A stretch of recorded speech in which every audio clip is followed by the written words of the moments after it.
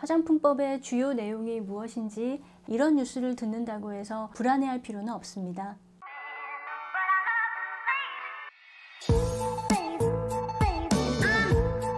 안녕하세요. 화장품 비평가 최지연입니다. 오늘은 소비자가 꼭 알아야 할 화장품법 상식에 대해서 말씀드리려고 해요. 화장품법의 주요 내용이 무엇인지 핵심만 쏙쏙 정리해서 말씀드릴 테니까 채널 고정하고 끝까지 시청해 주세요. 구독, 좋아요, 알림 설정도 부탁드릴게요.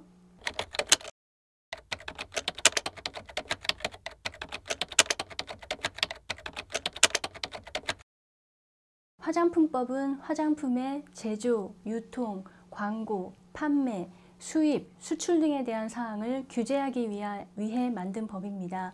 이 법의 1차적인 목적은 화장품 산업을 성장시키기 위해 발전시키기 위한 데 있지만 더 중요한 목적은 국민 보건의 향상, 다시 말해서 더 안전하고 품질이 좋은 화장품을 만들게 하기 위해서입니다. 화장품법을 알면 쓸데없는 오해를 풀 수 있어요. 예를 들어서 위험한 성분이 화장품에 들어간다. 기업이 나쁜 성분을 마음대로 넣는다. 화장품이 안전에 대한 아무 검증 없이 시장에 나온다. 이런 오해하는 사람 많죠? 화장품법을 잘 알면 모두 오해라는 것을 알 수 있습니다. 화장품법을 잘 알게 되면 국가가 위험한 화학물질과 잘못 만들어진 화장품으로부터 국민을 보호하기 위해 애써왔고 또 이것을 제도로 확립하기 위해 애써왔다는 것을 알 수 있습니다. 물론 화장품법이 완벽한 제도는 아니에요. 그래서 계속 개정에 개정을 거듭하면서 빈틈을 보강하고 있습니다. 화장품법은 1999년에 제정되었는데 지금까지 28번 개정되었습니다. 우리나라 화장품법은 총 6장으로 구성되어 있습니다.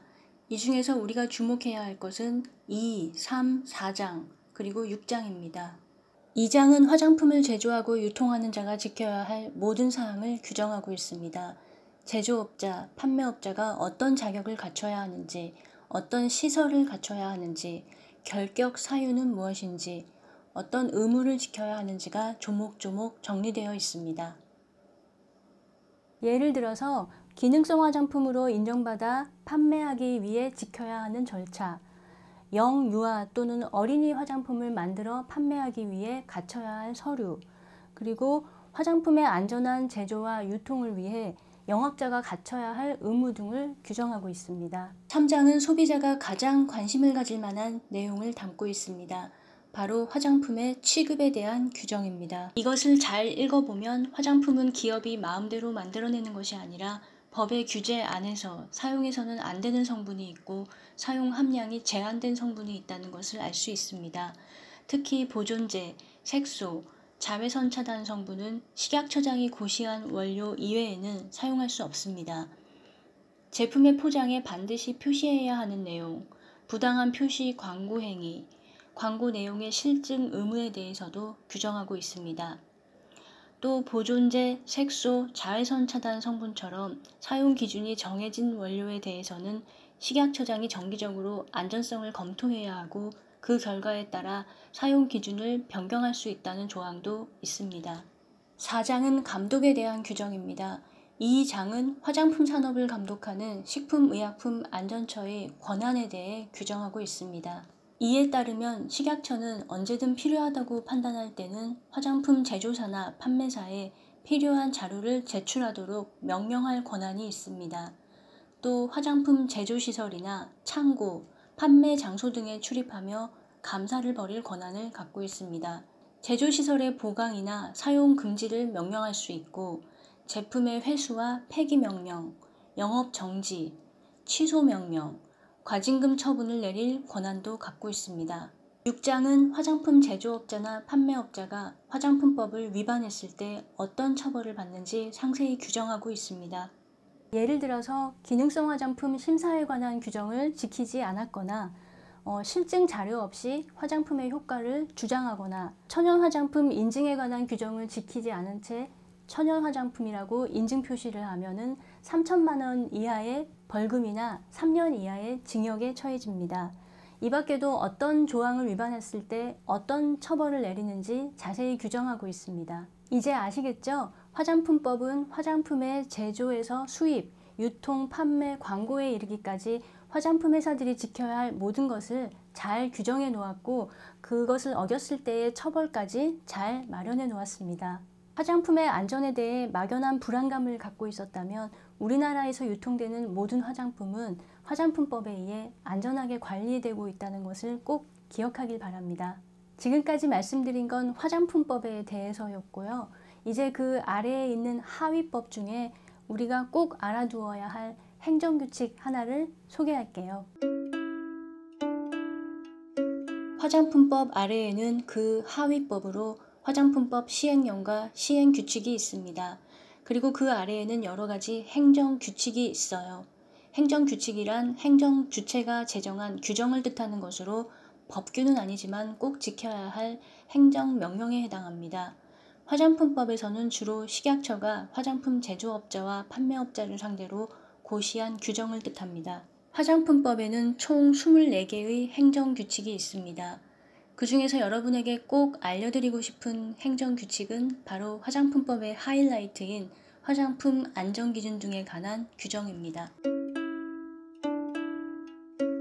화장품 안전기준 등에 관한 규정은 안전한 화장품을 만들기 위해 화장품 회사들이 꼭 지켜야 할 세부사항을 정해놓은 규정입니다.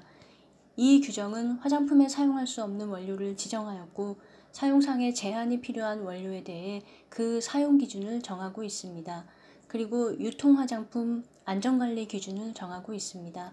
사용할 수 없는 원료는 별표 1에 정리되어 있습니다. 총 1027개입니다.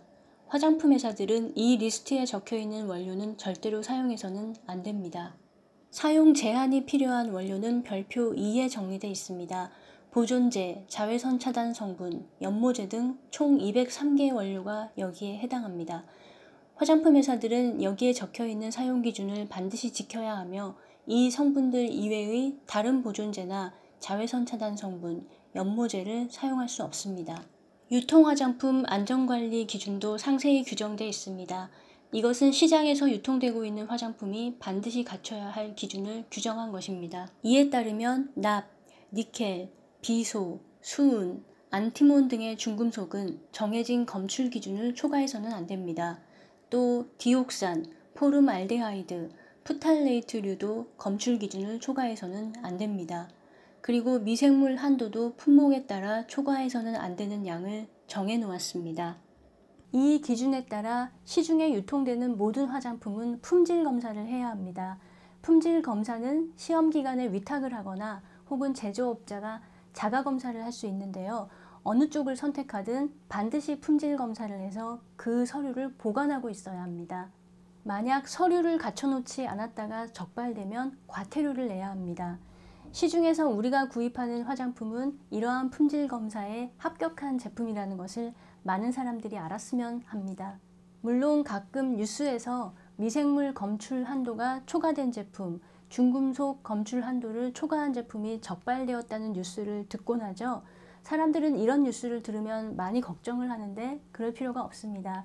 이것은 화장품 회사의 품질 검사에서 미처 걸러지지 않은 제품을 식약처가 감시 활동을 통해 찾아내는 것으로 이해하면 됩니다. 우리나라의 식약처는 미국이나 유럽보다 훨씬 활발하게 감시 활동을 하고 있어요. 그래서 적발되는 화장품 건수가 좀 많아 보일 수 있습니다. 하지만 화장품 산업의 규모로 볼 때는 결코 많지 않습니다. 이것은 안전을 관리하는 시스템의 일부이므로 이런 뉴스를 듣는다고 해서 화장품 전체의 안전을 의심하고 불안해할 필요는 없습니다. 화장품법의 안전기준은 더 강화되는 추세이고 또 식약처의 감시 활동은 더 활발해지고 있습니다. 그래서 단기적으로 볼 때 적발 건수가 증가할 수 있습니다. 하지만 장기적으로 볼 때는 화장품의 안전 수준이 더 높아질 것이라고 기대할 수 있습니다. 여러분, 오늘 내용 어땠나요? 법에 대한 내용이라 좀 어려웠죠? 하지만 화장품을 좋아하는 사람이라면 화장품이 법을 통해 어떻게 관리되고 있는지 관심이 있을 거라 생각합니다. 화장품 법을 알면 화장품의 안전을 관리하는 시스템이 보이고 시스템을 알면 무엇을 잘하는지 무엇이 부족한지도 보입니다.